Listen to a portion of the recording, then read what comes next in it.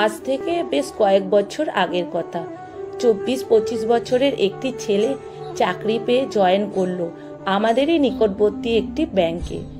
কোনো একটা কাজে আমি সেই দিন ব্যাংকে গিয়েছিলাম। ছেলেটির সাথে পরিচয় সেদিন হয়েছিল। ছেলেটি নিজে থেকে আমাকে বলেছিল, আপনাদের এখানে কোনো ঘর ভাড়া পাওয়া যাবে? বললাম, হ্যাঁ, কেন পাওয়া যাবে না, ঘর ভাড়া তো অবশ্যই পাওয়া যাবে।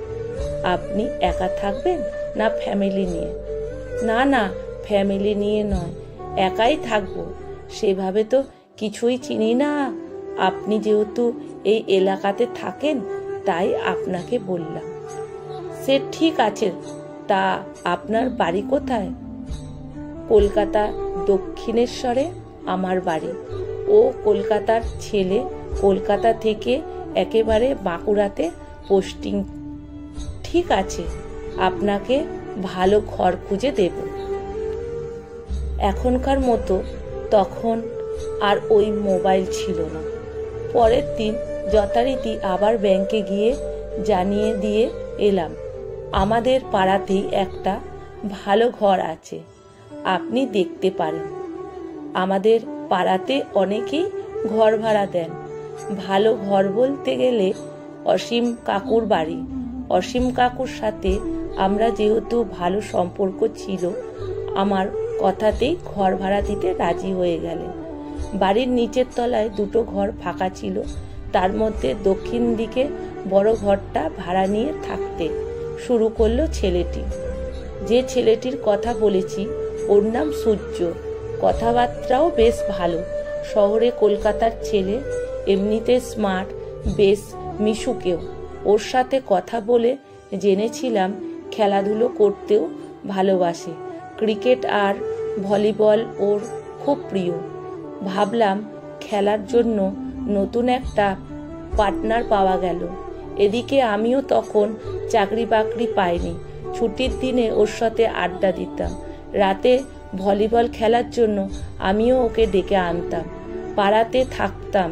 থাকতে থাকতে সূর্যর সাথে একটা ভালো বন্ধুত্ব তৈরি হয়ে গিয়েছিল।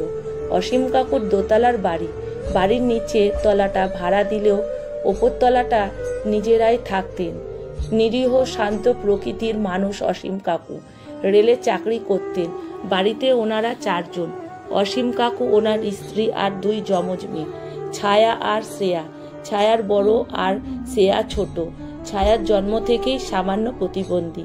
ডান পায়ের গোড়ালিতে বাঁকা, হাঁটতে গেলে খুঁড়িয়ে খুঁড়িয়ে হাঁটে। সেই দিক থেকে শ্রেয়া সম্পূর্ণ সুস্থ। সূর্য তখন অসীম কাকুর বাড়িতে ভাড়া এলো। অসীম কাকু 2 মেয়ে কলেজে পড়ছেন, ফাইনাল ইয়ার। এই কথা শুনে পড়াশুনো করলেও 2 জন কলেজে আলাদা। ছায়া পড়তো বাড়ি থেকে 10 মিনিট দূরত্বে একটা কলেজে। ছোট থেকেই ততটা পড়াশুনোয় ভালো ছিল না। এদিকে শ্রেয়া পড়াশুনোয় ভীষণ ভালো। স্কুলে ফার্স্ট গার্ল হিসেবেই পরিচিত। উচ্চ মাধ্যমিকে ভালো রেজাল্ট করায় শহরের নামী কলেজে ভর্তি হয়েছিল। তবে বাড়িতে কাকিমা ছায়ার থেকে শ্রেয়াকেই বেশি গুরুত্ব দিত। প্রথম থেকে অসীম কাকু যদিও 2 মেয়েরই সমান চোখে দেখতে। সূর্য যেহেতু মিশুকে সকলের সাথেই ভাব জমিয়ে নিতে পারত। অসীম কাকুর বাড়িতে ভাড়া থাকলেও অসীম কাকু খুব স্নেহ করতেন সূর্যকে। মাঝে মধ্যেই সূর্যকে ডেকে নিয়ে গিয়ে গল্পগুজব করতেন। মাঝে মধ্যেই বাড়ির ভালো কিছু রান্না হলেই কাকিমা নিচে গিয়ে দিয়ে আসতেন। বলতেন, খেও, দেখো শ্রেয়া বানিয়েছে, কেমন হয়েছে বলো কিন্তু।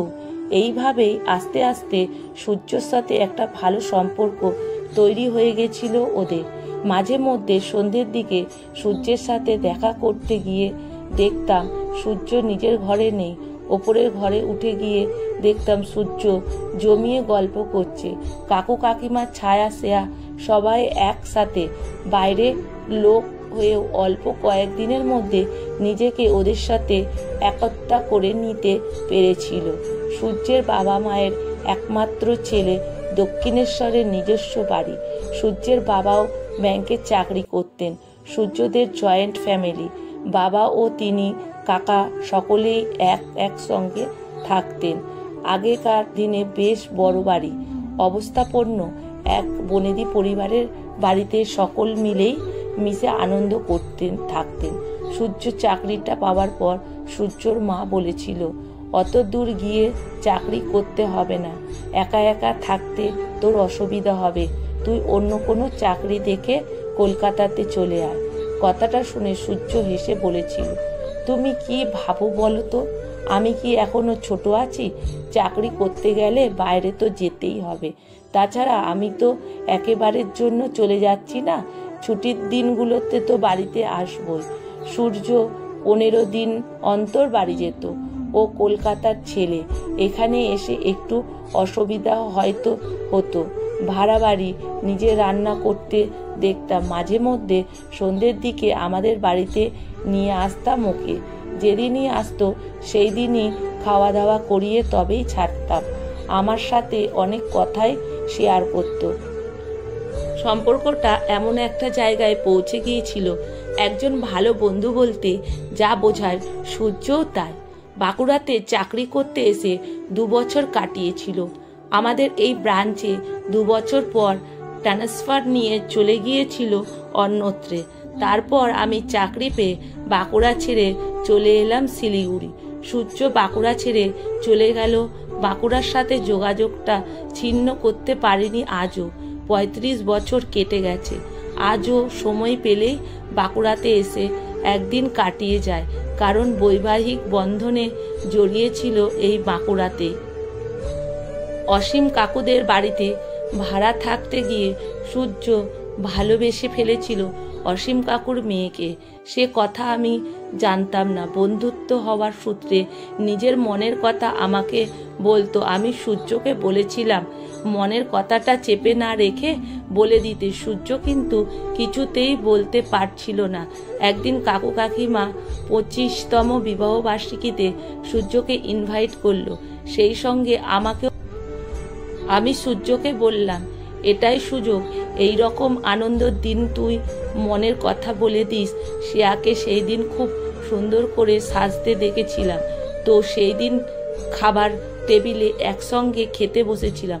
কাকু কাকিমা খাচ্ছেন, শ্রেয়াও, সকলেই খাবার পরিবেশন করছেন। কাকিমা খেতে জিজ্ঞেস করে, রান্না কেমন হয়েছে দেখো।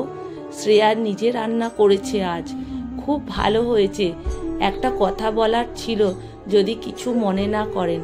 না না, মনে করব না। কেন করব? আসলে আমি আপনার মেয়েকে বিয়ে করতে চাই। এমন কথা শোনার জন্য হয়তো অপেক্ষাই করছিল কাকিমা। এদিকে অসীম কাকু কাকিমা সূর্যকে বেশ পছন্দ করত। সূর্যের মতো একজন ভালো ছেলেকে কোনো মতেই হাতছাড়া করতে চাইছিলেন না। তাই যমজ 2 মেয়ের মধ্যে শ্রেয়ার সাথে বিয়ে দিতে ভীষণ আগ্রহী, সেটা ওনাদের কথাবার্তাতেই বুঝেছিলাম। কারণ ছায়া এমনিতেই প্রতিবন্ধী মেয়ে, সূর্যের মতো ছেলে বিয়ে করবে না, এটাই স্বাভাবিক।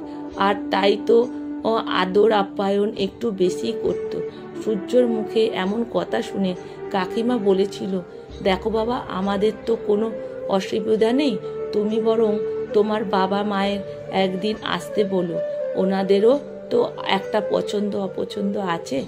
কাকিমার এমন কথা শুনে সূর্য বাড়িতে সবকিছু জানায়।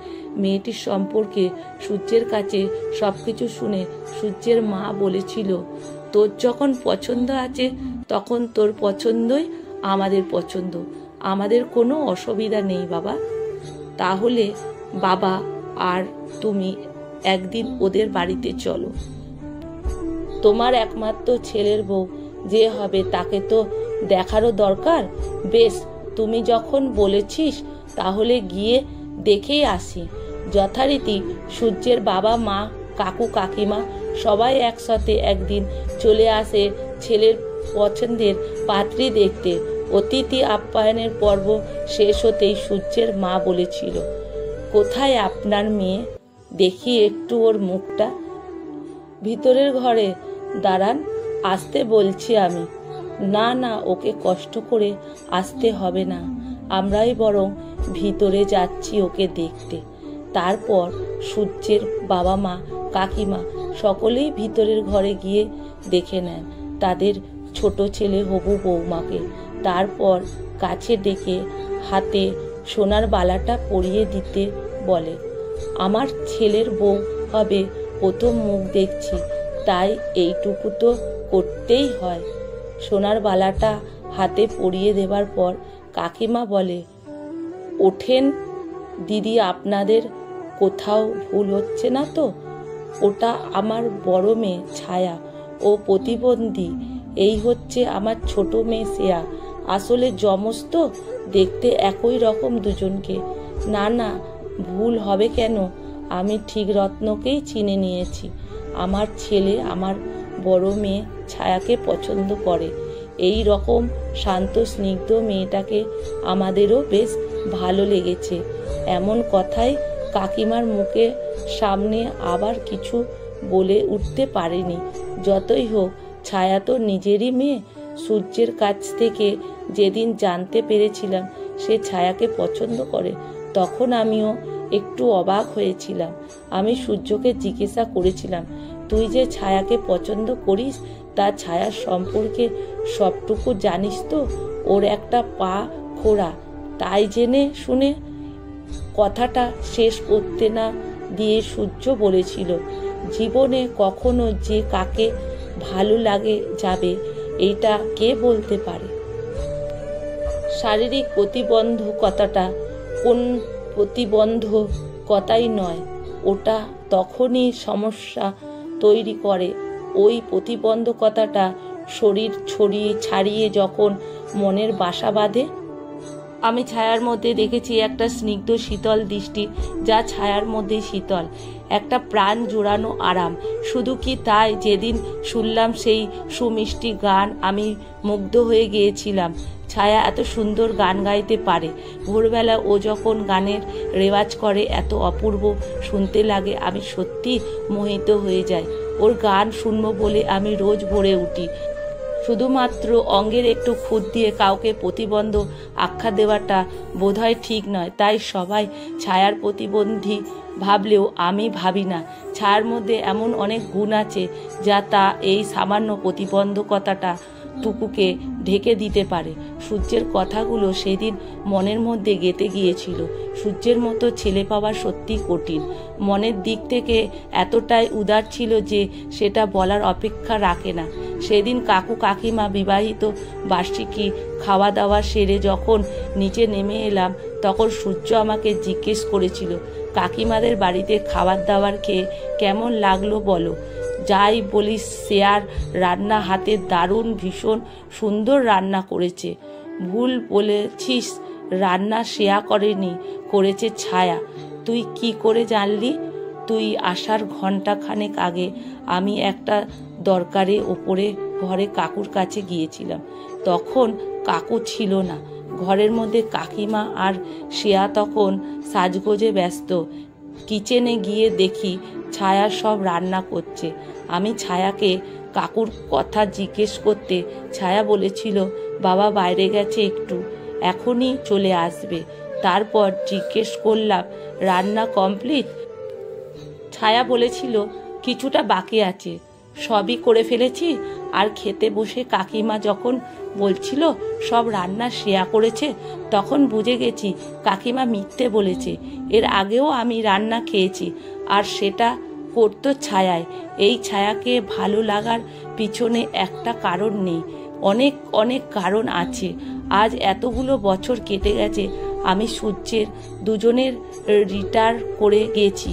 সূর্যর সাথে বন্ধুত্বটাও আজও অটুট। আমি চাকরি পেয়ে শিলিগুড়ি চলে যাওয়াতে সেই দিন ওদের বিয়েতে আমি আসতে পারিনি।